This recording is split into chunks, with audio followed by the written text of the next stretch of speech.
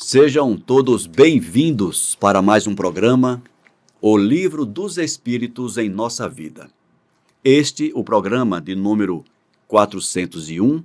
Eu espero que vocês tenham gostado do programa da semana passada, o programa comemorativo de número 400, quando nós batemos um papo aqui agradável, e não só agradável, extremamente importante para quem deseja compreender um pouco mais da doutrina espírita, compreender um pouco mais o Livro dos Espíritos e, acima de tudo, compreender as razões da nossa existência neste planeta enquanto espíritos em processo de evolução.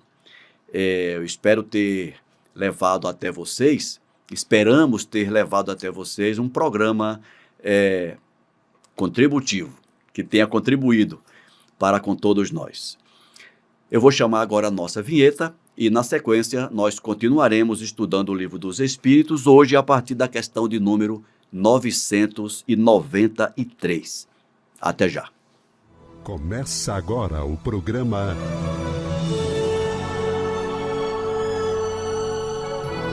O Livro dos Espíritos em Nossa Vida. Caro Alcir Almeida, seja bem-vindo. Obrigado, Ricardo. Obrigado a cada um de vocês que nos acompanham pelas mídias sociais da Comunhão Espírita. É uma alegria, uma satisfação e uma honra estar aqui para a gente conversar sobre esse livro tão maravilhosamente sábio. Forte abraço. Você gostou do programa da semana passada? Pena que foi curto para tanto assunto.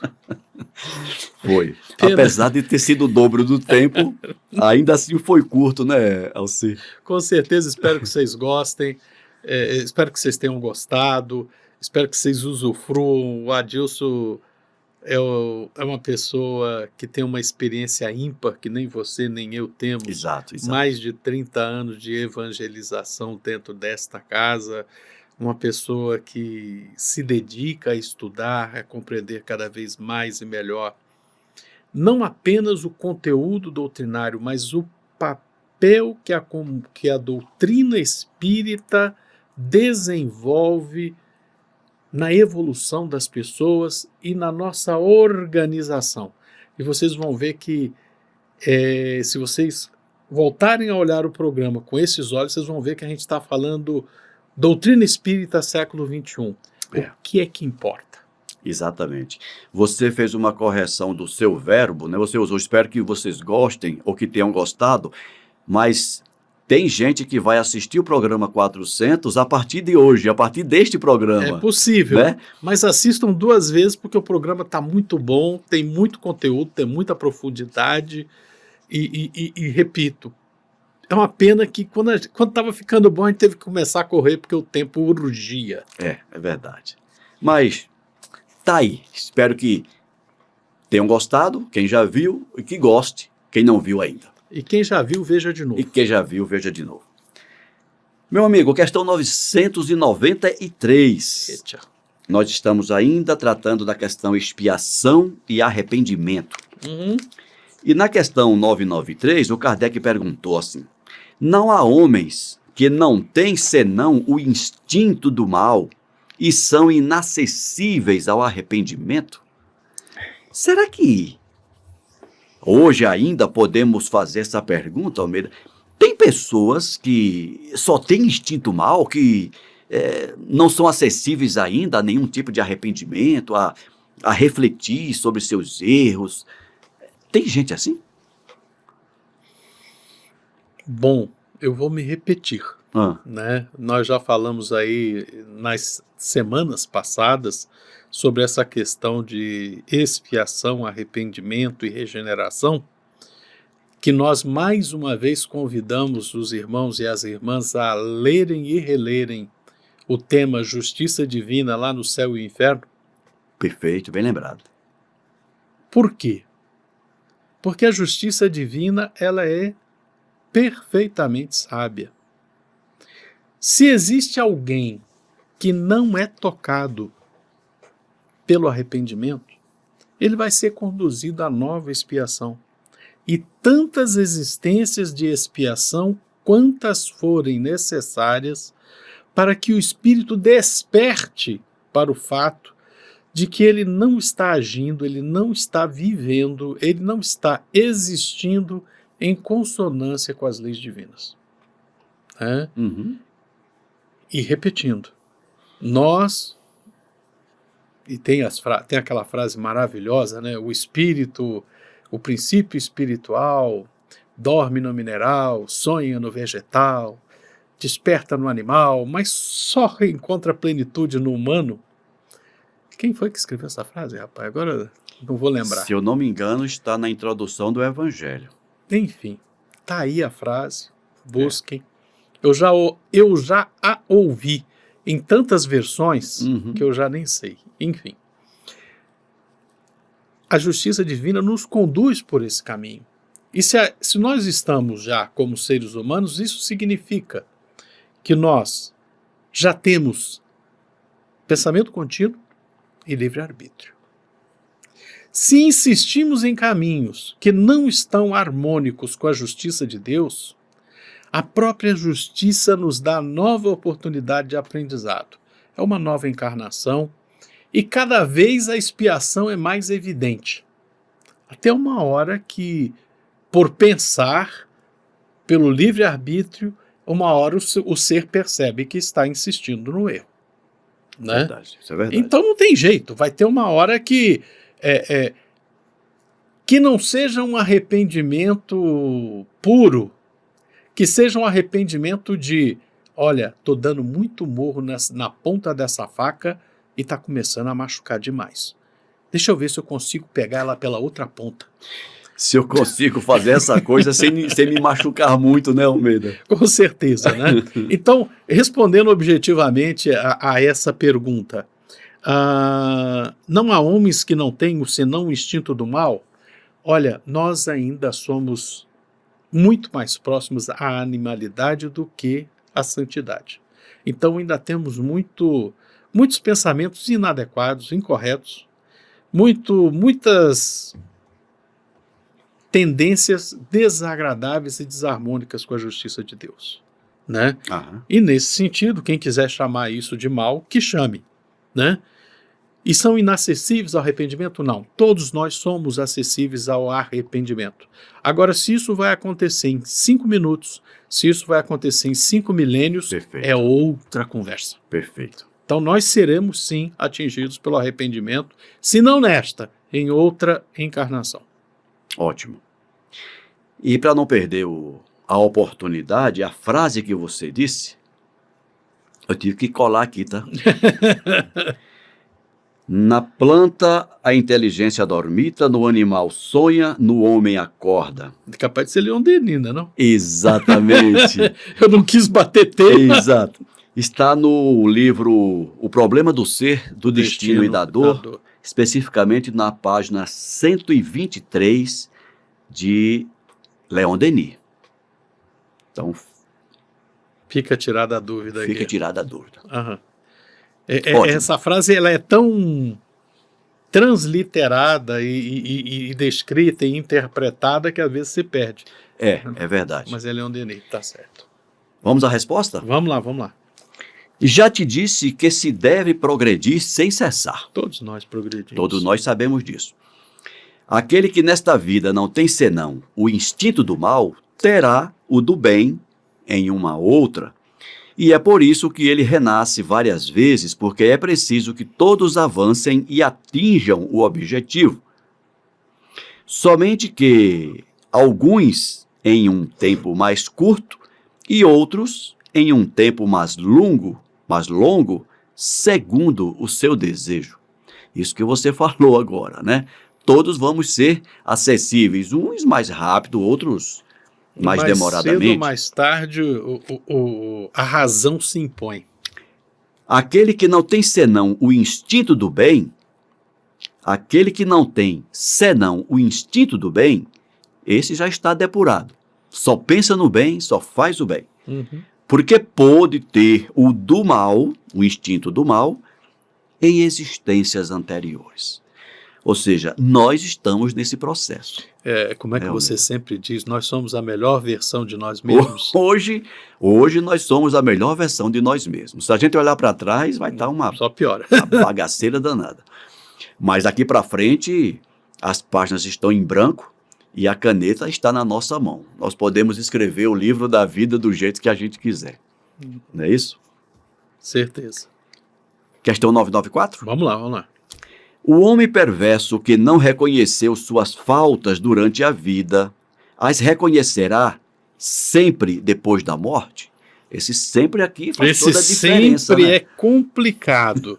Se sempre nós reconhecêssemos nossas falhas ao voltar à espiritualidade, não teria tanto espírito revoltado se manifestando nas nossas reuniões mediúnicas, né? Então, o fato de termos espíritos que se manifestam ainda revoltados, ainda rebeldes, e sem a menor percepção de que se equivocaram durante a vida, né? Então, em cima dessa experiência eu digo, não, tem muitos de nós que voltamos à espiritualidade na inconsciência da responsabilidade sobre os nossos atos. Né? Apesar de estarmos sofrendo aqui, vamos para o outro lado, vamos para o umbral, vamos depurar, e às vezes insistimos em achar que tudo que fizemos estava certo. É verdade. E se fosse assim, Almeida, o processo Era palingenésico, resolvia tudo em reencarnatório, minutos. e seria rápido, né? 3, 4 encarnações, 3, 4 encarnações, estava nós, Cristo. teríamos atingido o estado de espíritos crísticos, Oh, né? com certeza. Chegou do outro lado, olhou para trás, ih, caramba, fiz besteira. Ok, aprendi, vamos para a próxima. Mas não acontece. Não. Na grande maioria, a gente desencarna e continua com as mesmas Olha, gente, ideias. eu tenho que fazer um comentário aqui para nossas irmãs e irmãos. Uhum. A gente senta aqui, se prepara para fazer os programas, a gente não decora nem combina respostas e perguntas, mas a gente debate muita coisa. Normalmente não tem nada a ver com o que a gente vai fazer no programa daquele dia. Mas você falou uma coisa na nossa conversa anterior, Dos antes bastidores. nos bastidores, que é interessantíssimo, né? Nesse sentido, respondendo a esta pergunta especificamente, Jung dá uma resposta muito completa. A construção do nosso eu, do nosso ego, ela é muito mais complexa do que sonha a nossa vã filosofia. A gente tem que ir muito mais fundo, porque eu tenho que me convencer a me modificar, a reformar as minhas decisões, as minhas atitudes, a minha maneira de ser, de agir com o próximo, de agir comigo mesmo e com o divino, para eu continuar no meu caminho de evolução. Não é algo, olha para trás, me arrependo, está resolvido. Não é tão fácil. Não é tão fácil. Não, não é. O processo é mais individual. E tá aí uma coisa, Almeida, que uma coisa puxa a outra, né? Uhum. As religiões, de maneira geral, e eu não critico essa forma de as religiões agirem. Porque somos nós na história que assim as fizemos. Exatamente. Mas, de maneira geral, as religiões nos colocam como devedores diante de Deus. Ou seja, primeira coisa, coloca Deus numa condição externa a nós. Na concepção geral, Deus está fora, de preferência sentado num trono, com um livrão desse tamanho na mão, anotando, Almeida fez besteira, Almeida, agora vem cá, Almeida, preste contas para mim das besteiras que você fez. É assim que, via de regra, nós aprendemos a lidar com Deus, né? E Deus é muito mais amor, é muito mais misericórdia, é muito mais bondade do que isso. E mais ainda, o próprio Cristo já disse, onde é que está o reino de Deus? Em nós. Se o reino de Deus está em nós, Deus está em nós.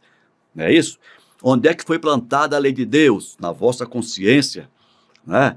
Aí quando a gente vai juntando essas informações bíblicas, evangélicas, cristãs, e a gente precisa relacionar o conhecimento religioso com o conhecimento científico, porque eles se completam, o Kardec já diz isso, E a gente vai num estudioso, num grande pensador como o Jung, por exemplo, quando ele nos traz o conceito de sombra como consequência de tudo aquilo que a gente renega dentro de nós, mas que não some, fica dentro de nós, e compete a nós, para darmos um passo à frente no processo de evolução, eliminar essa sombra.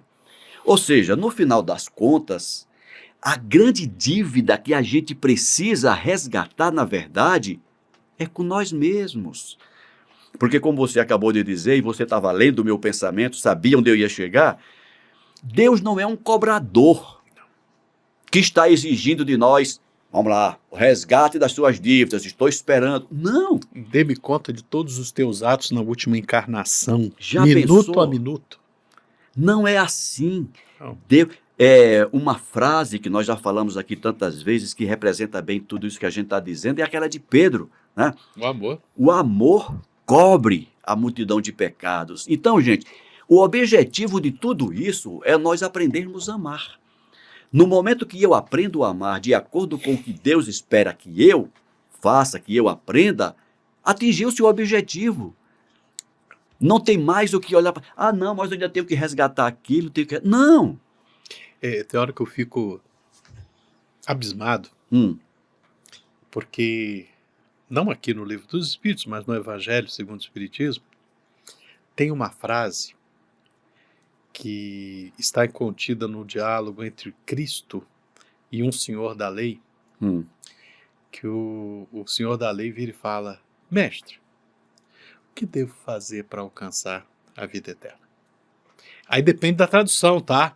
Tem lugar que está escrito vida eterna, o que eu tenho que alcançar para chegar ao reino dos céus, né? O que eu tenho que fazer para ser salvo. Exatamente. Tudo depende da tradução.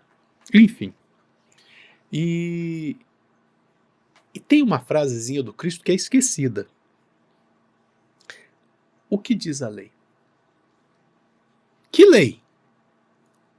É a lei dos judeus. A lei judaica.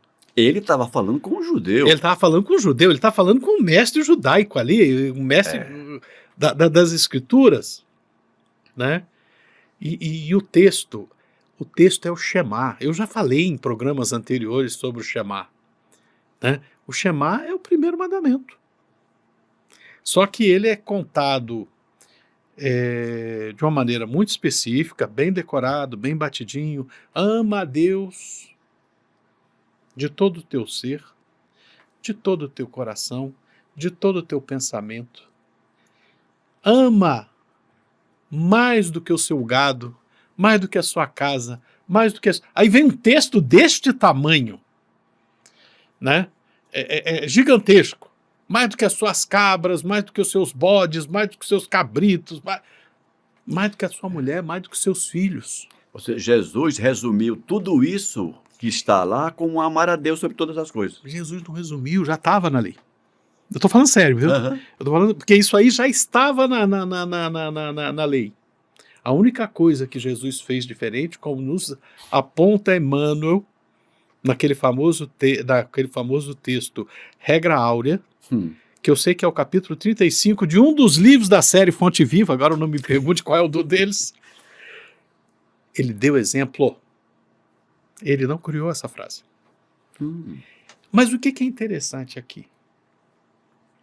Deus ama. Deus quer amor. Aliás, nessa história de Deus quer amor, né? Lembro mais uma vez daquele texto do Evangelho, em que mais uma vez o Cristo se refere a um texto do Antigo Testamento. Eis que vocês se esqueceram do que falou Oséias. Misericórdia quero, não temor. Deus não quer que a gente tenha medo dele. Né? E antes que alguém pense que a gente está fugindo do tema, não está, porque a gente está falando de expiação e arrependimento. Exato mesmo, exato. Então a gente está falando da justiça divina, a gente está falando do que está no céu e inferno, a gente está falando do que diz a carta, o livro de Oséias no Antigo Testamento. Nós estamos falando do que Jesus disse em várias oportunidades. Aí continuando o diálogo entre Jesus e o doutor da lei. Ama a Deus com todo o seu ser, com todo o seu coração, com todo o seu pensamento, ama mais do que o seu gado, do que a sua família, do que as suas terras, do que tudo. Ok. Aí Jesus responde assim: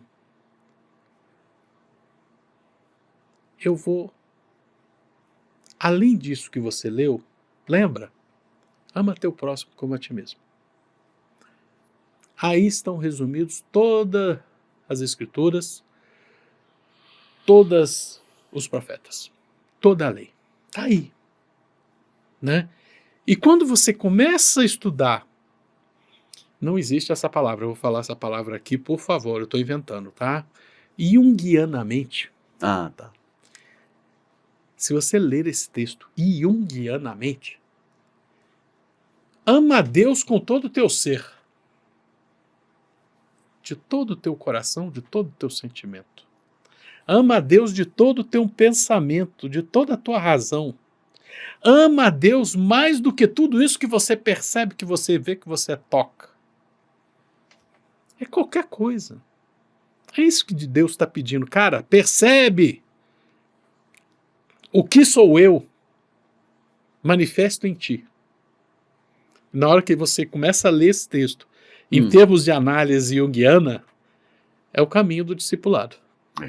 É um caminho de reforma, é um caminho de autocompreensão, autodescobrimento, autorrealização, para poder chegar na individuação plena. Individuação.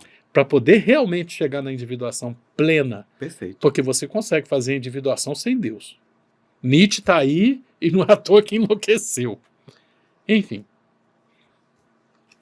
Quando a gente coloca tudo isso para responder essa pergunta, homem perverso? Não. Não existe homem perverso. Nós somos homens perfectíveis. Né? Perversidade, perversidão é um estágio, como a gente já respondeu na questão anterior, é apenas um estágio que a gente está sendo conduzido. Né? Faz parte do processo, é um momento do processo. É o momento. Não reconheceu suas faltas, reconhecerá depois? Dependendo, ele não reconhece, não. Dependendo, não reconhece, insiste no erro, insiste na falha, insiste em estar em desacordo com Deus dentro de si, com Deus que está no próximo, com Deus e manifesto. Porque ele não entendeu nem compreendeu ainda o processo. Não. Ele ainda não construiu isso dentro dele. Exatamente. E isso que às vezes a gente tem dificuldade de perceber. Aí, isso me lembra uma outra questão que nós já passamos Hoje eu estou por filosófico, hein? Ótimo. A questão 870 desse livro, que nós já comentamos, quando o Kardec, os espíritos chamam a atenção para o fato de que o desenvolvimento intelectual antecede... Engendra, sim. Né? E para usar o verbo, que engendra o moral. Enquanto ele não entender isso intelectualmente, conscientemente, ele não vai despertar, ele não vai engendrar a sua percepção moral da vida, enquanto ele não tiver isso devidamente esclarecido dentro de si. E é legal isso que você está falando, porque para entender Livro dos Espíritos, minha gente, a gente tem que estudar, a gente tem que se instruir. É por isso que agora eu posso falar com propriedade, é item 5. Eu fui lá olhar. Né? O Espírito da Verdade falou para a gente: amai-vos, eis o primeiro mandamento, instruí-vos, eis o segundo. Mas sem instrução, sem conhecimento, sem sabedoria técnica, acadêmica, material, a gente não tem as ferramentas mínimas para começar a compreender, à medida que a complexidade da vida se estabelece, o que é certo e o que é errado. É verdade. Que, em última instância, o conhecimento moral é isso. É saber o que é certo e o que é errado. É, exatamente. E fazer. E fazer. E aqui eu quero acrescentar uma coisa um pouquinho polêmica, mas necessária. Cada vez mais a gente tem que perceber no nosso dia a dia, no nosso processo de autoformação, com outras palavras, no nosso processo de educação, a busca de valores. A busca de valores mais do que de conteúdos. Né? A gente tem que começar a perceber que a gente tem que tecer essas coisas. Educação a fim de um ganho moral. Conhecimento a fim de um ganho moral. Mais do que um ganho intelectual, um ganho moral. Uhum. A gente precisa resgatar isso, inclusive no processo de educação, de escola, do dia a dia, da convivência Claro. social e por aí vai. Esse seria a grande sacada, digamos assim, dos processos educativos nossos. O problema é que hoje em dia, isso que eu acabei de falar, mais ou menos com essas palavras, é considerado educação clássica. A educação moderna está abandonando isso. A educação moderna está nos transformando em... Como diz outro, contenedores de conteúdos intelectivos. E também voltados para uma participação produtiva de meios pelos meios. Nos transformamos em meros contribuintes do sistema de geração de riquezas reprodução, físicas, de reprodução. De reprodução de conteúdos materiais É para isso. consumo, Isso. reciclagem. E se transformando num ciclo, né? Eu participo do processo produzindo, consumindo, e a vida se resume nisso. E todo cabedal moral que nós... Toda a transcendência do ser, a Passa percepção despercebido. de que nós somos mais do que matéria, se está perdendo no caminho. se está perdendo no caminho. E a gente está vendo aí as consequências. E pior que o tempo foi. O tempo está indo e nós não lemos a resposta Então ainda. vamos lá, rapidinho. Vamos lá. Eu vou repetir a pergunta. O homem perverso que não reconheceu suas faltas durante a vida, as reconhecerá sempre depois da morte? Resposta. Sim, ele as reconhecerá sempre e então sofre mais porque sente todo o mal que fez ou do qual foi a causa voluntária. Eu vou dar como é que chama? Eu vou antecipar aqui, me fugiu a palavrinha em inglês que a gente fala para... Spoiler. O spoiler. Porque como a gente está terminando o programa, não vai dar tempo de comentar. Se a pessoa não vê o próximo, não vai entender. Entretanto. Todos os nossos comentários foi dizendo que nem sempre ele vai reconhecer. A resposta começou dizendo que sim, na espiritualidade, mas não necessariamente logo após o desencarne nesta existência. Não, mas ele fala na próxima frase. Então vamos lá. Entretanto, o arrependimento não é sempre imediato. Há espíritos que se obstinam no mau caminho, apesar dos sofrimentos. Mas, cedo ou tarde, eles reconhecerão o falso caminho no qual estão empenhados e o arrependimento virá. É para esclarecê-los que trabalham os bons espíritos e que vós mesmos podeis também trabalhar. Ele vai se arrepender.